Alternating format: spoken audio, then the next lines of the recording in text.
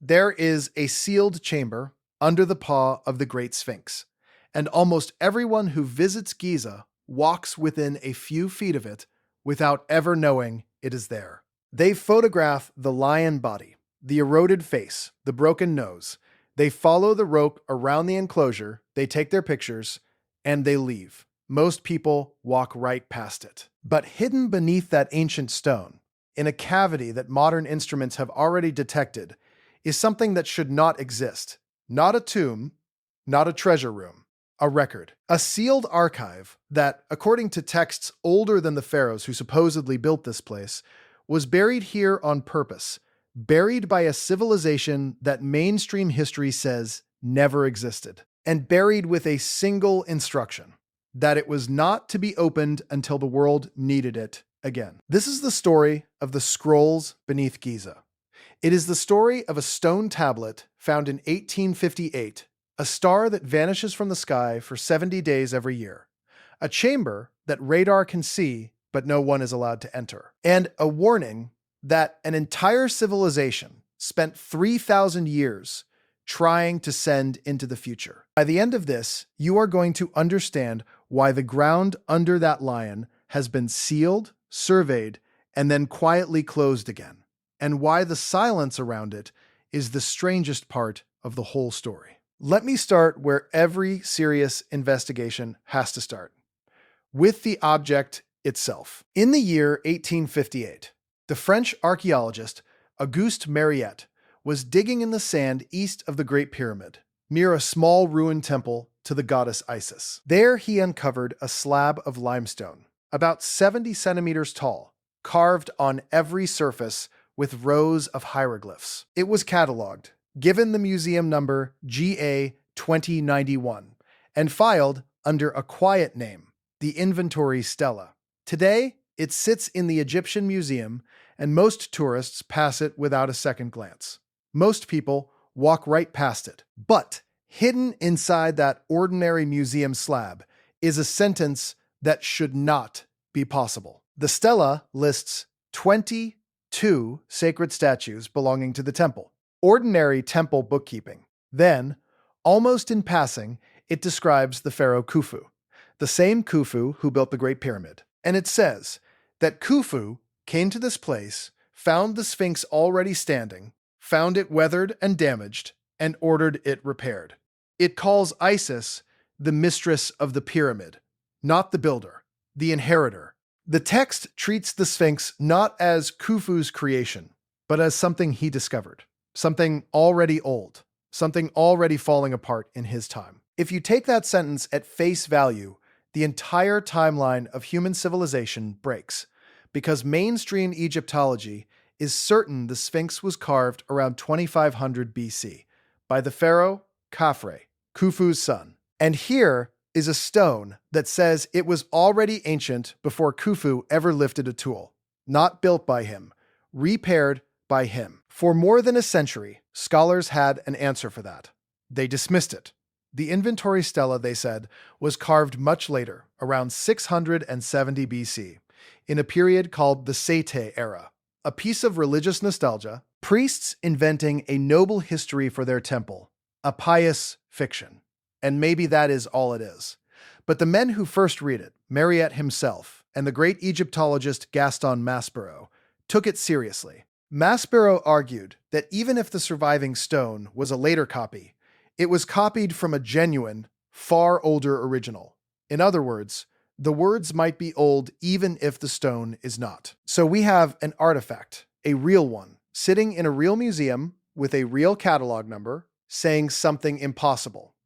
That the Sphinx predates the civilization credited with building it. And if you find buried history as unsettling as I do, take 1 second to subscribe and turn on the bell before we go any deeper, because the next part is where this stops being a single strange tablet. Now, that idea has a name in the alternative world, and it is older than you might think. In the 1930s, an American man named Edgar Cayce, who was called the Sleeping Prophet, began describing something he said was buried at Giza. He called it the Hall of Records. He claimed that survivors of a lost civilization, a civilization destroyed in a catastrophe, had traveled to Egypt and buried the entire record of their world before it was lost. The history, the science, the warnings, and he gave a location. Between the paws of the Sphinx, with an entrance, he said, near the right paw, leading down into a sealed chamber. He even gave a date for the original burial, around 10,500 BC. And he said the chamber would be found again when humanity was ready. For decades, that was treated as exactly what it sounds like, a psychic's fantasy, easy to ignore, and it would have stayed ignored, except for one thing. Modern science went looking, and modern science found a chamber. But before we get to what is actually under the ground, we have to do the hard part. We have to read what the Egyptians left behind in their own words and ask whether we have been reading it wrong this entire time. Here is the thing almost no one tells you about ancient Egypt. For more than 3,000 years, the Egyptians did one thing obsessively. They recorded the rise and fall of kingdoms, the collapse of rulers, the periods of chaos, and the return of order. Over and over, they carved these observations into temple walls. They buried them inside tombs. They preserved them in scrolls that were meant to survive for eternity. We see the pyramids, and we assume the message was glory.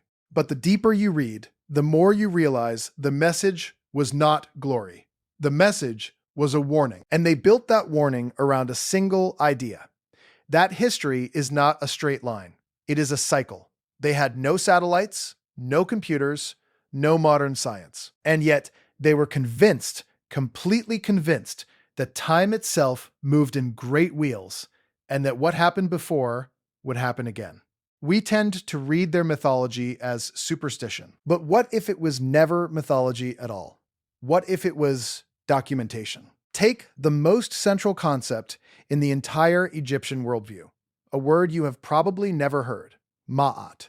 Ma'at was the order of the cosmos. Truth, balance, justice. The correct running of the universe. And its opposite had a name too. Isfet. Chaos. Collapse. The unraveling of everything. The Egyptians believed the entire job of a pharaoh, the single reason a ruler existed, was to hold Ma'at in place and keep Isfet out. In temple after temple, the king is carved, offering a tiny figure of Ma'at to the gods, promising to keep the world from falling apart. We read that as religion.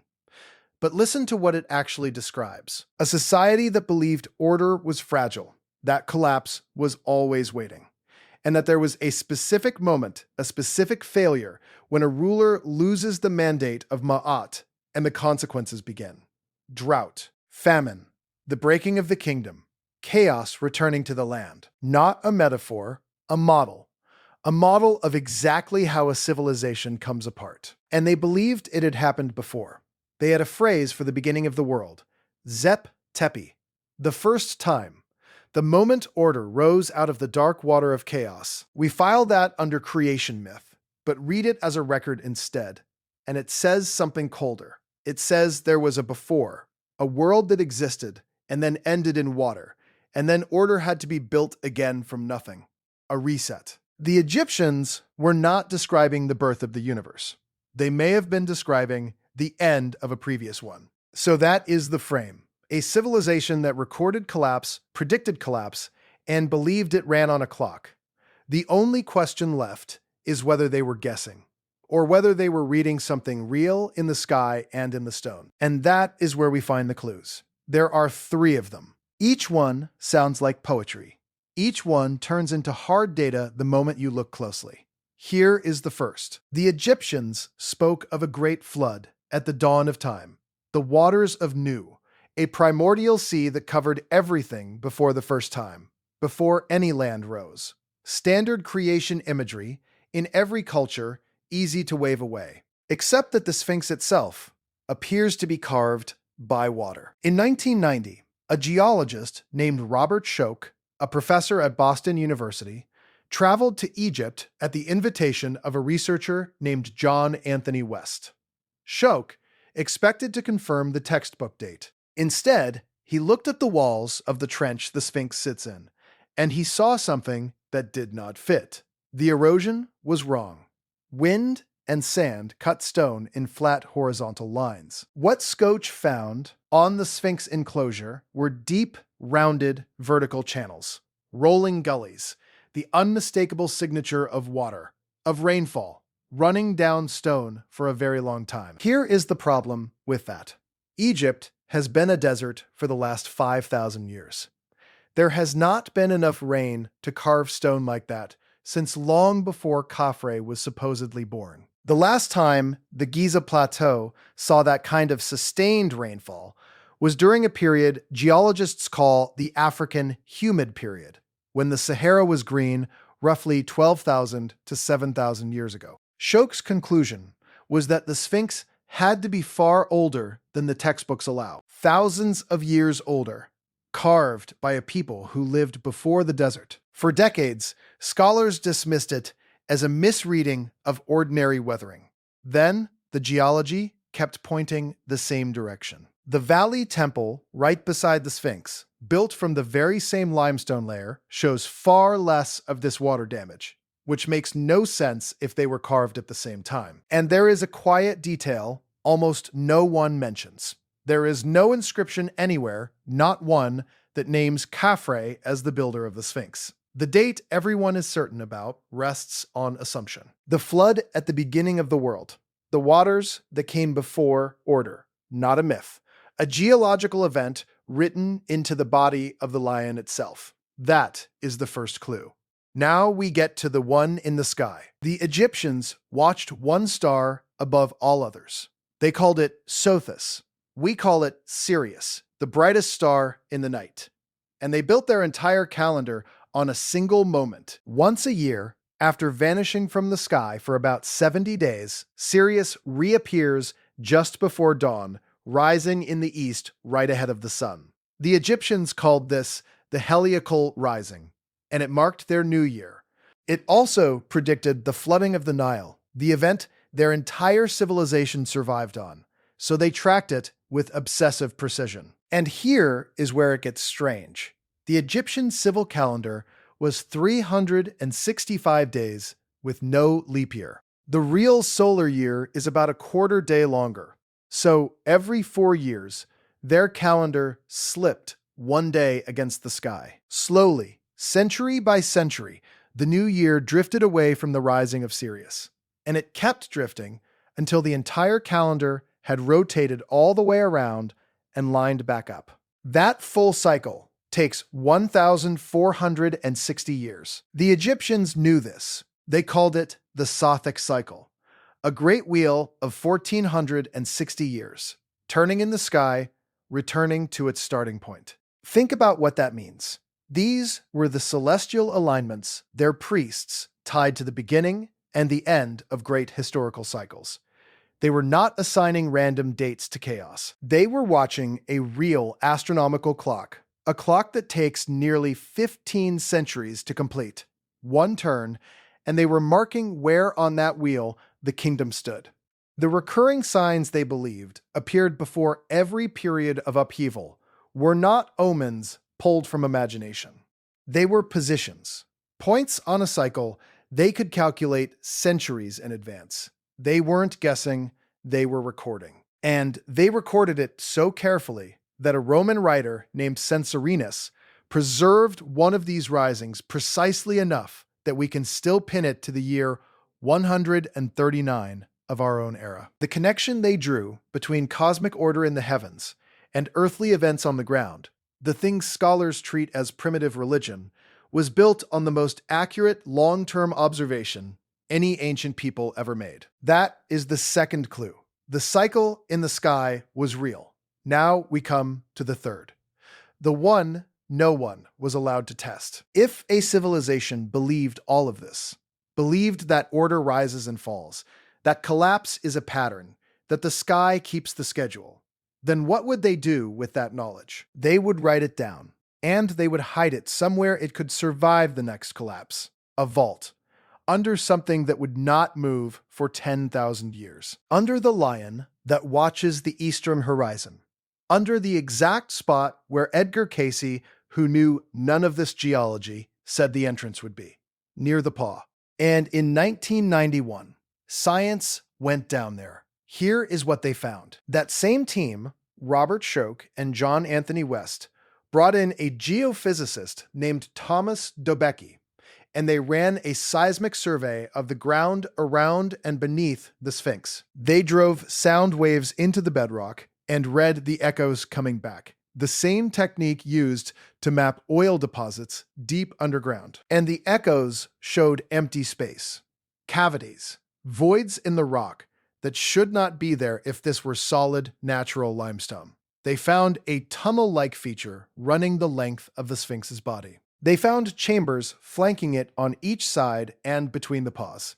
And directly under the left paw, the instruments returned the clear signature of a cavity, a rectangular space, regular, with straight sides. The kind of shape water does not carve, the kind of shape that looks made. It sat roughly 8 meters down, around 25 feet beneath the front of the monument.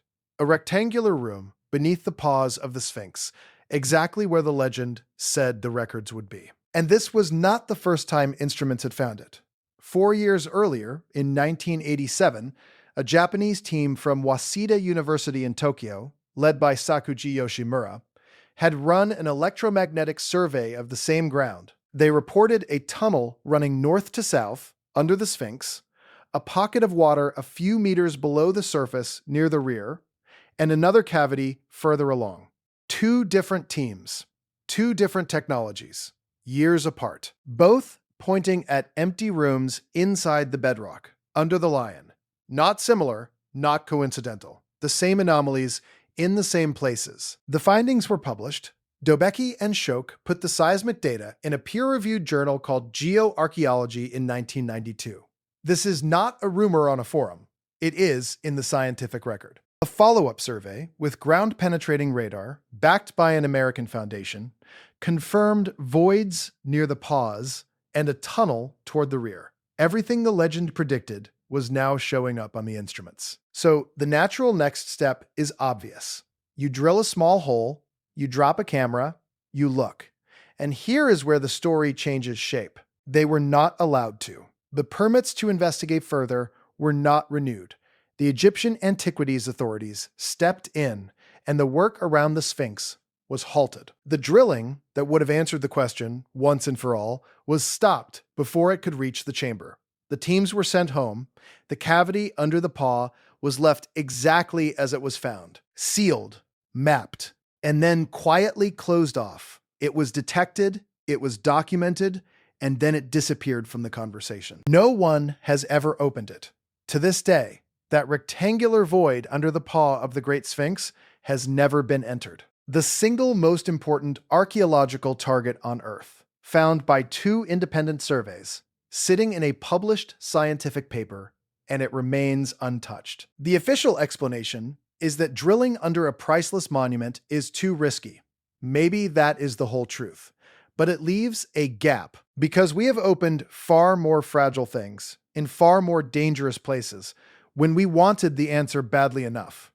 And here, with the answer waiting 8 meters down, the door was simply left shut. Now, this is the part of the investigation where we have to slow down and be honest, because the story has momentum now, and momentum is exactly when you start to fool yourself. Does any of this prove that survivors of a lost civilization buried a library of scrolls under the Sphinx 10,000 years ago? No, it does not. Let me give you the grounded version, the version a careful skeptic would give, because it deserves a fair hearing and because it is still remarkable. The cavities under the Sphinx may be entirely natural. The Giza Plateau is limestone, and limestone dissolves. Underground water carves out voids, fissures, and pockets all on its own. A rectangular reading on a seismic scan is an interpretation, not a photograph. Straight edges can be an artifact of how sound waves bounce. The water erosion on the Sphinx may be partly real and partly other forces, debated hard by geologists who are not cranks. And the inventory stela almost certainly is a later carving, whatever older source it may or may not echo. Edgar Cayce was a psychic, not a surveyor, And the fact that a guess lands near a real cavity is the kind of thing that happens when you make enough guesses. So no, this probably does not prove the most extreme version of the story. But that does not make the discovery ordinary. Strip away every wild claim and look at what is left standing, confirmed on the boring side of the ledger. There are real voids under the Great Sphinx. Multiple surveys found them. The monument shows water erosion that genuinely troubles serious geologists and hints it may be older than the textbook date. And the Egyptians genuinely did build their civilization around the belief that order collapses on a cycle. And they genuinely did encode that belief in a 1460-year astronomical clock that actually exists in the sky. None of that is fringe. All of that is real. And all of it is strange enough on its own. Because here is the question the grounded version cannot answer either. Why is the chamber still sealed? Now, let me tell you what it would mean if even part of the larger story is true. Most historians study these Egyptian texts separately. The calendar over here, the mythology over there, the collapse records in another box entirely. But the Egyptians did not write them separately. And when you lay them side by side, the way they were meant to be read, a different picture emerges. You see a civilization that was not recording its own glory. It was recording a pattern it believed was older than itself. The rise of order, the slow drift, the loss of Ma'at by a failing ruler, the descent into chaos, and the reset. Then the wheel turns and it begins again. Not a prophecy, a pattern. One they believed would repeat whenever humanity drifted too far from order. And they were so certain it would repeat that they spent 3,000 years, an almost unimaginable span of time, carving it into walls and sealing it into vaults, so that whoever came next would find the warning waiting. They were not writing to their own people. Their own people already knew. They were writing to us, to whoever stood here after the next collapse. And if there really is an archive under that paw, if even a fraction of a pre-dynastic record survives down there in the dry dark, then our history is missing a chapter. Not a footnote, a chapter. A civilization advanced enough to track a star across 15 centuries, to carve in stone that would outlast empires, and to know, somehow, that everything they built would one day fall, and that someone would need to be told why. Which leaves one question, and it is the one that keeps me up. They went to extraordinary lengths to preserve these warnings for thousands of years. The effort only makes sense for one reason. They believed the warning would be needed again. So the question is not whether they were right about the past. The question is what part of the cycle we are standing in right now. The monuments remain, the inscriptions remain, the cavity under the paw remains, 8 meters down, rectangular, sealed, exactly where a man who could not read a seismograph said it would be. The lion still faces east, still staring at the precise point on the horizon where its own star climbs back into the sky to begin the cycle again. It has been waiting there for a very long time, and it is still waiting now. The records under Giza have not been opened, but the pattern the Egyptians were so desperate to preserve did not stay buried with them. It is carved in the open, on walls you can still walk up and touch, and the next investigation pulls it into the light. The video on screen right now follows that warning out of the temple and into the sky, into the 12 signs the priests swore appeared before every collapse. Watch it next, before the algorithm buries it again.